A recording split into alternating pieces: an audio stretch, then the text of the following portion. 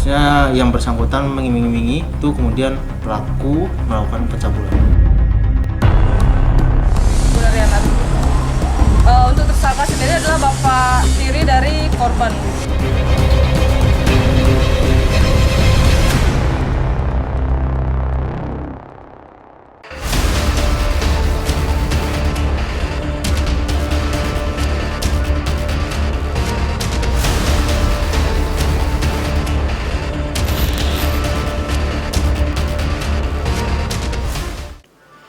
Tak kuat menahan nafsu syahwat akibat terlalu lama menjomblo, Asnawi, seorang guru ngaji di Kecamatan Patok Besi Subang, mencabuli 6 anak di bawah umur. Para korban merupakan muridnya sendiri. Yang bikin kita geram, perbuatan amoralnya ini dilakukan di dalam musola.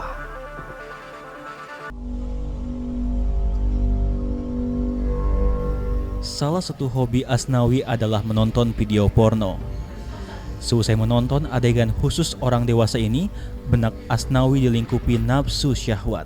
Dan sebagai pelampiasan nafsunya ini, dia menjadikan 6 anak asuhan ngajinya menjadi korban. Sehari-hari Asnawi memberi pelajaran mengaji kepada 11 orang warga setempat. Murid perempuannya sebanyak 6 orang dan murid lelaki sebanyak 5 orang. Muridnya ini rata-rata berusia 11 hingga 19 tahun.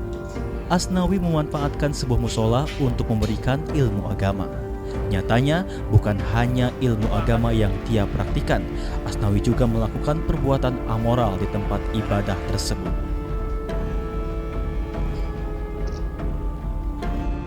Kapolres Subang AKBP Sumarni mengungkapkan, dalam menjalankan aksinya, Asnawi berpura-pura mempraktikkan pelajaran ilmu fikih tentang mandi junub pasca haid. Pada saat itulah dia melakukan perbuatan tak senonoh dengan menyentuh sekitar alat vital murid-murid perempuannya. Perbuatannya ini dilakukan Asnawi berulang-ulang sejak Januari 2022 hingga pertengahan Februari 2022. Kasus terungkap setelah salah seorang orang tua korban melaporkan kepada pihak kepolisian sektor Patok Besi. Asnawi diringkus pada 13 Februari lalu sebelum akhirnya dibawa ke Mapolres Subang. Untuk mengobati rasa trauma para korban, tim perlindungan perempuan dan anak Polres Subang bekerjasama dengan pihak terkait melakukan trauma healing. Adapun dasarnya yaitu laporan polisi nomor 05 bulan Februari 2022. TKP-nya di Kampung Ciramon, RT 20 RW 10, Kecamatan Patok Besi. Kemudian untuk kejadiannya sekitar hari Sabtu tanggal 9 Januari 2022. Pelaku inisialnya AS, usia 34 tahun, domisilinya di Kecamatan Patok Besi. Adapun korban sebanyak 6 orang.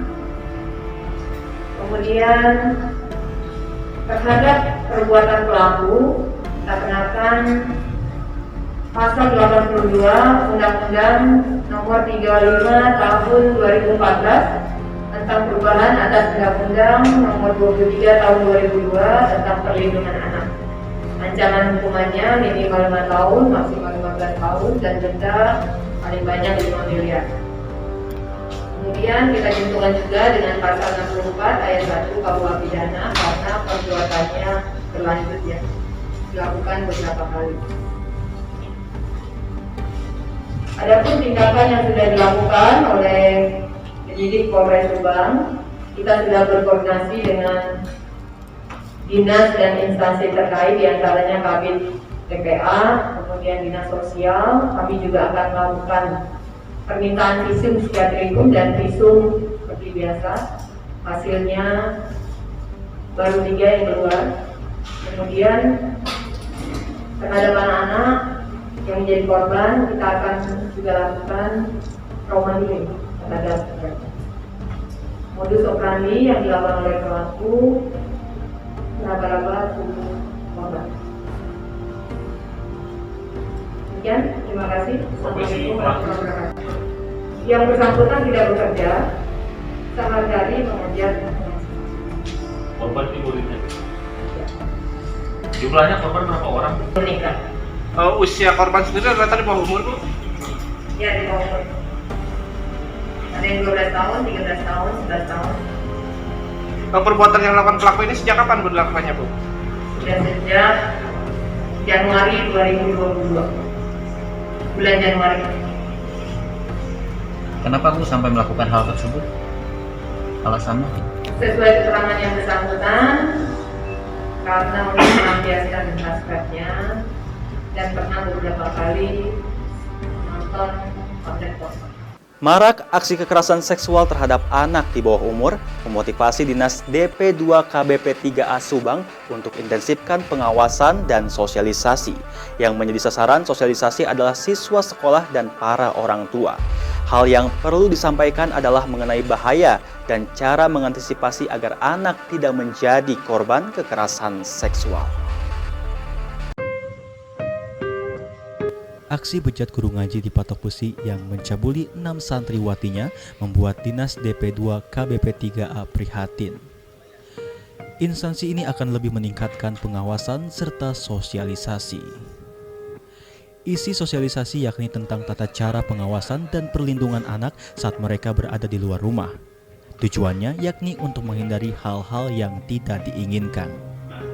Kita melakukan sosialisasi, mengadakan sosialisasi dengan perlindungan anak, undang-undang perlindungan anak. Kemudian kita bekerja sama dengan lembaga-lembaga dari PKK, kemudian lembaga-lembaga Puspaga, juga untuk menyebarluaskan informasi bahwa keluarga khususnya yang mempunyai anak itu memang harus benar-benar mati-mati anaknya dijaga dengan baik.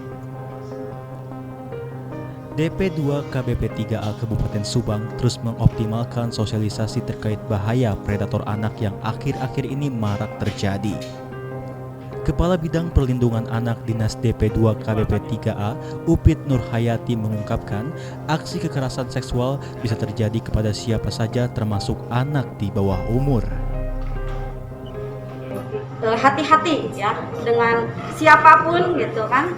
Jadi tanpa terkecuali, baik di lingkungan keluarga maupun di lingkungan sekitarnya. Jadi kita tidak tahu siapa orang yang akan menjadi predator. Itu barangkali mudah-mudahan ke depan kita bisa menjaga anak-anak kita lebih baik lagi.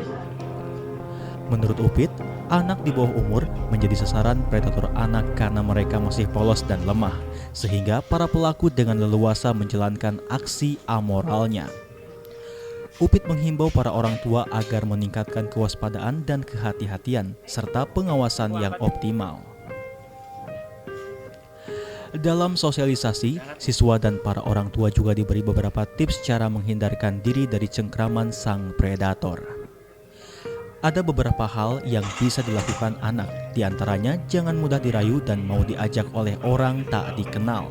Jangan mau tubuhnya dipandang dan dipegang orang dewasa. Dan yang terpenting adalah berteriak meminta pertolongan jika ada laki-laki yang mencoba berbuat tak senonoh.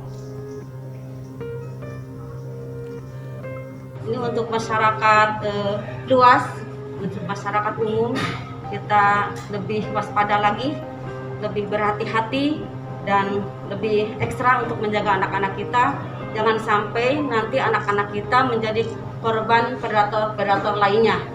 Apalagi kejadian ini justru dilakukan oleh seorang guru ngaji ya.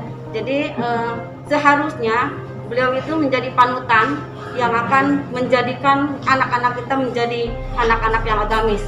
Tapi malah dia juga menjadi predator yang akan menjadi si anak itu jadi korban kejahatan dari predator tersebut. Sementara untuk orang tua, ada beberapa hal yang perlu diperhatikan dalam mengawasi anak agar terhindar dari predator. Di antaranya, ikut campur terhadap kehidupan anak, ketahui orang-orang yang berada di sekitar anak, dan ketahui pula tentang perubahan yang terjadi pada anak. Ajarkan mereka tentang cara mempertahankan diri dan jangan memberikan mereka pakaian yang terbuka.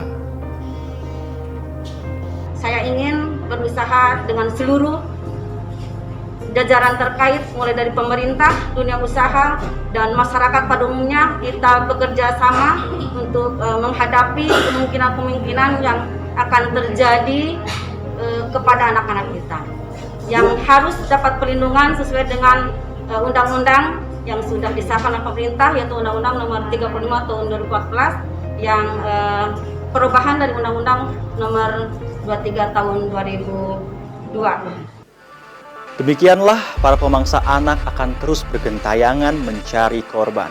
Mereka akan beraksi ketika korban lengah, mereka akan beraksi baik dengan upaya kekerasan maupun pemberian iming-iming. Yang pasti tujuan mereka untuk melampiaskan nafsu syahwatnya bisa tersalurkan. Untuk itu tetaplah waspada. Saya Ganjar Rahardian menyudahi Singkap edisi malam ini. Kita berjumpa pada edisi selanjutnya. Salam Singkap. Cipta TV selalu di hati.